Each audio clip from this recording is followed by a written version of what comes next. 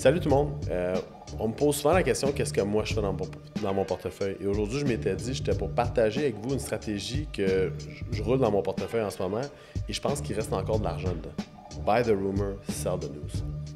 Fait que moi, dans mon portefeuille, quand je regarde l'action de Twitter, même à 47 ou à 48 $, surtout que quand Elon est embarqué dans le marché, l'action est passée de milieu trentaine automatiquement aux alentours de 48-49.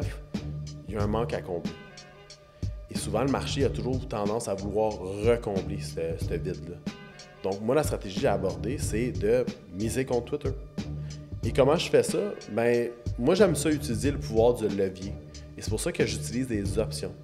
Et ce qui est arrivé, c'est, j'ai décidé d'acheter des puts.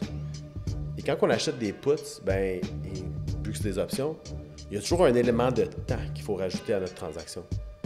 Et plus le temps s'écoule, plus que la valeur de notre option elle diminue.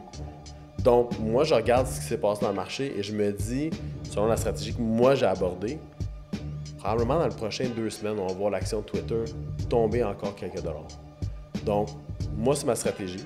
C'est une stratégie que je vous conseille, jamais vous voulez l'essayer. C'est une stratégie qu'on peut vous runner dans notre CELI parce que, évidemment, vu qu'on ne peut pas vendre à découvert dans un CELI, on peut du moins acheter des options. Donc, j'ai acheté des puts. Et dans les prochaines 2 semaines, je vais regarder Twitter descendre et mes puts vont prendre en valeur. Parce que vendre un put, en fait, je veux dire, acheter un put nous donne la possibilité de vendre l'action beaucoup plus cher que le prix où est-ce qu'elle est.